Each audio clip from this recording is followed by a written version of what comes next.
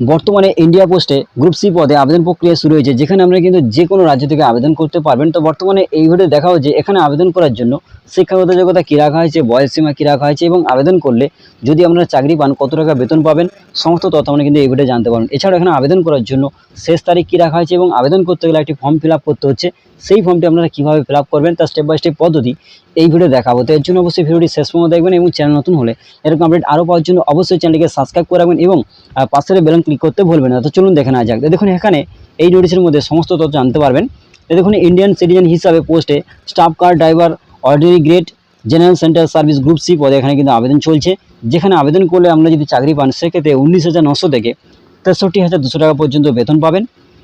এবং এখানে অনেকগুলো ডিভিশনে আপনারা আবেদন করতে পারেন, টোটাল 4টি ডিভিশনে আবেদন করতে পারবেন এবং unreserved, EWS, OBC, SC, ST প্রত্যেকটা ক্যাটাগরি অনুযায়ী আবেদন করতে পারবেন। এবং এখানে টোটাল কিন্তু আপনারা আবেদন যে করবেন ডাইরেক্ট কিন্তু রিকমেন্ড হবে, এখানে কিন্তু বলা রয়েছে।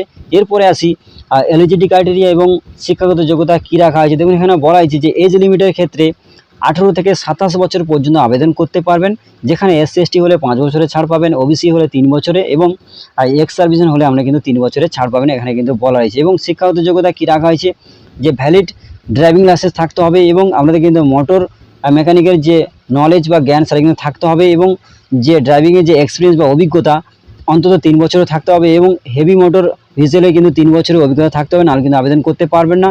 এবং মাধ্যমিক পাস হতে হবে, যে কোনো বোর্ড থেকে আবেদন করতে পারবেন বা যে কোনো বোর্ড থেকে মাধ্যমিক পাস করলে আপনি কিন্তু এখানে আবেদন করতে পারবেন এবং ডাইরেক্ট কিন্তু এখানে রিকমেন্ড হবে, এখানে কিন্তু বলা হয়েছে।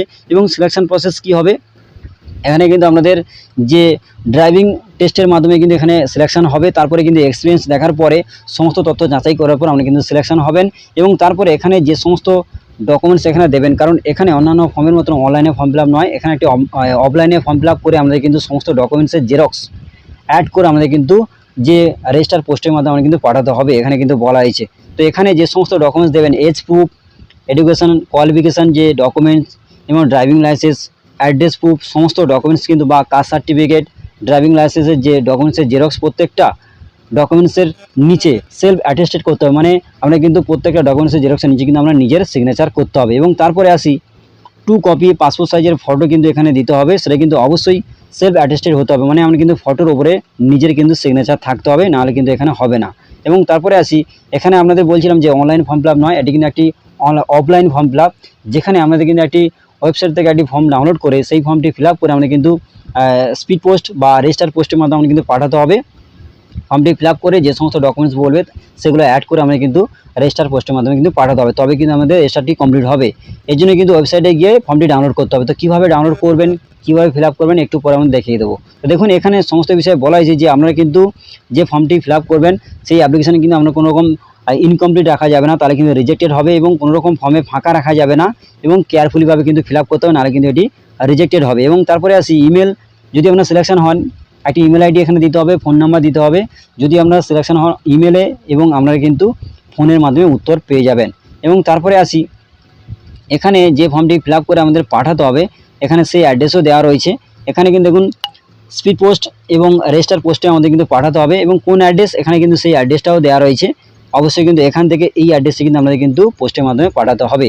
এবং দেখুন লাস্ট ডেট রয়েছে দেখুন 14/5/2024, অর্থাৎ 2024-এর মে মাসের 14 তারিখ পর্যন্ত আপনি কিন্তু শেষ আবেদন করতে পারবেন এবং অফলাইনে ফর্ম ফিল আপ করে কিন্তু আমাদের আবেদনটি করতে হবে 14 তারিখ পর্যন্ত।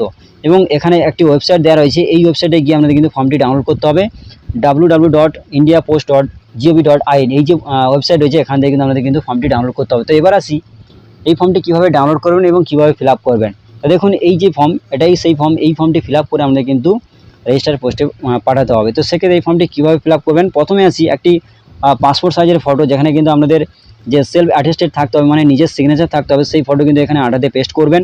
তারপর এখানে কিন্তু আপনার মাধ্যমিক অ্যাডমিট অনুযায়ী যেটি আপনাদের নাম ডিটেলস থাকবে, ডেট অফ বার্থ, সমস্ত তথ্য আমাদের এখানে ফিল আপ করতে হবে। তো প্রথমে আপনার নাম কিন্তু বড় হাতে এখানে দেবেন, অ্যাডমিটে যেটি থাকবে, এবং তারপর এখানে কিন্তু আপনার বাবার নাম এখানে দেবেন। তারপরে পার্মানেন্ট অ্যাড্রেস কিন্তু এখানে দিতে হবে, গ্রাম, পোস্ট, থানা, জেলা, পিনকোড, সমস্ত তথ্য এখানে দেবেন। এবং তারপরে অ্যাড্রেস ফর করেসপন্ডেন্ট যদি অ্যাড্রেস এবং পিনকোড একই হয়, মানে পার্মানেন্ট অ্যাড্রেস আর এই অ্যাড্রেস যদি একই হয়, তাহলে এই একইভাবে ফিল আপ করবেন। যদি আলাদা হয় তাহলে এখানে ফিল আপ করলেন, আর যদি আলাদা হয় আলাদাভাবে কিন্তু এখানে ফিল আপ করবেন। এবং একই হলে একইভাবে কিন্তু ফিল আপ করে দেবেন এবং আলাদা হলে আলাদাভাবে ফিল আপ করবেন। তারপরে আসি এখানে কিন্তু ইমেল আইডি এখানে দিতে হবে এবং তারপরে এখানে সিটিজেনশিপ হিসাবে কিন্তু এখানে ইন্ডিয়ান লিখবেন এবং তারপর এখানে ডেট অফ বার্থ, দিন মাস সাল কিন্তু দিয়ে দেবেন আপনার অ্যাডমিটে যেটি থাকবে। দিন মাস সাল দেওয়ার পর সংখ্যা এখানে দিলেন, সংখ্যা দেওয়ার পর এটি কিন্তু এখানে ওয়ার্ডে লিখতে হবে, ওয়ার্ডে লিখে দিলেন। তারপর এখানে কিন্তু আপনাদের 14/5/2024 অনুযায়ী বছর মাস দিন যেটি হচ্ছে সেটি কিন্তু এখানে ফিল আপ করে দেবেন। অর্থাৎ আপনাদের কিন্তু 1/1/24 অনুযায়ী নয়, আমাদের কিন্তু 14/5/2024 অনুযায়ী 18 থেকে 27 বছর পর্যন্ত যে বয়সটি হচ্ছে বছর মাস দিন সেটি কিন্তু এখানে ফিল আপ করবেন। তো আপনাদের বলবো যাদের 27 বছরের পর যারা SC/ST রয়েছেন 5 বছরের ছাড় পাবেন এবং ওবিসিদের ক্ষেত্রে কিন্তু 3 বছরে এবং এক্স সার্ভিসম্যান কিন্তু আপনারা 3 বছরের ছাড় পাবেন। অবশ্যই কিন্তু বুঝতে পেরেছেন। এরপরে আসি আমরা কিন্তু 14/5/24 অনুযায়ী কিন্তু আপনাদের ধরতে হবে এবং আমরা যদি আনরিজার্ভ SC/ST OBC যেটি হচ্ছে ঠিক তার উপরে টিক করবেন এবং তারপরে আসি যদি আপনারা এক্স সার্ভিসম্যান হয়ে থাকেন তাহলে কিন্তু সেটি ফিল আপ করতে হবে। ইয়ার মাস দিন যেটি হচ্ছে সেটা কিন্তু আপনারা ফিল আপ করবেন, কতদিন কাজ করেছেন, কোন মাসে কোন বছরে কাজ করেছেন সেখানে ফিল আপ করবেন। তারপর ট্রেডটা অবশ্যই বসাবেন। তারপর এখানে কিন্তু 10 স্ট্যান্ডার্ডের সমস্ত ডিটেলস এখানে ফিল আপ করতে হবে। সেক্ষেত্রে আপনার মাধ্যমিক কোন স্কুল থেকে দিয়েছেন সেই স্কুলের নাম, কত সালে পাস করেছেন, কোন বোর্ড থেকে দিয়েছেন অবশ্যই কিন্তু সেই বোর্ডের নাম এখানে দিতে হবে। তারপরে ড্রাইভিং লাইসেন্সের ডিটেলস এখানে দিতে হবে।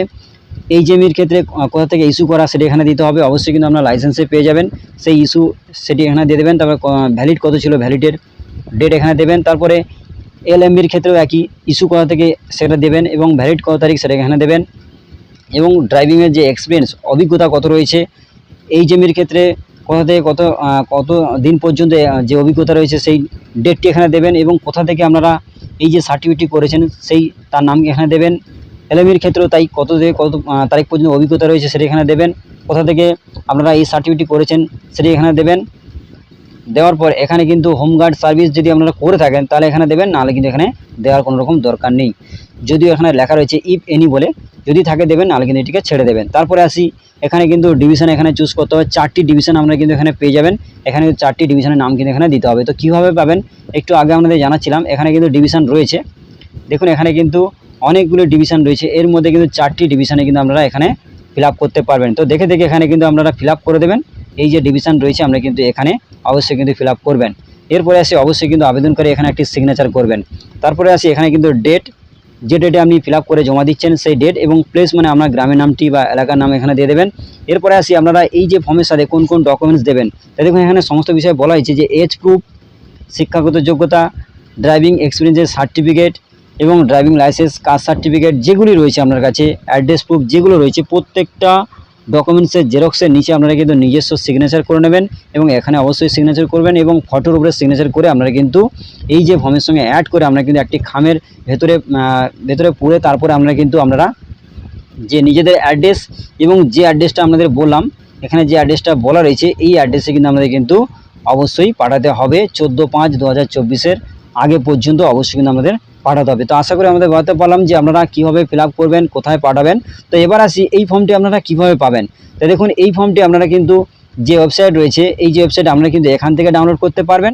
এছাড়াও আপনারা কিন্তু আমাদের যে টেলিগ্রাম চ্যানেল লিঙ্ক রয়েছে আমি কিন্তু ডেসক্রিপশন দিয়ে দেবো, সেখান থেকে ডাইরেক্ট গিয়ে আপনারা কিন্তু টেলিগ্রাম থেকে আপনারা কিন্তু সেই ফর্মটি ডাউনলোড করতে পারবেন। তো আশা করি আমাদের বলতে পারলাম। তো কীভাবে ফিল আপ করবেন, কোথায় পাঠাবেন এবং ফর্ম কীভাবে ডাউনলোড করবেন সমস্ত তথ্য আমি কিন্তু এই ভিডিওতে জানিয়ে দিলাম। তো বন্ধুরা আজকে আপডেটটি এই পর্যন্ত। যদি ভিডিওটি ভালো লাগে অবশ্যই ভিডিওতে লাইক করবেন এবং বন্ধুদের শেয়ার করুন যাতে প্রত্যেকের বিষয়ে জানতে পারে এবং চ্যানেল নতুন হলে এরকম আপডেট আরও পাওয়ার জন্য অবশ্যই চ্যানেলটিকে সাবস্ক্রাইব করাবেন এবং পাশে বেল ক্লিক করতে ভুলবেন না। ধন্যবাদ বন্ধুরা।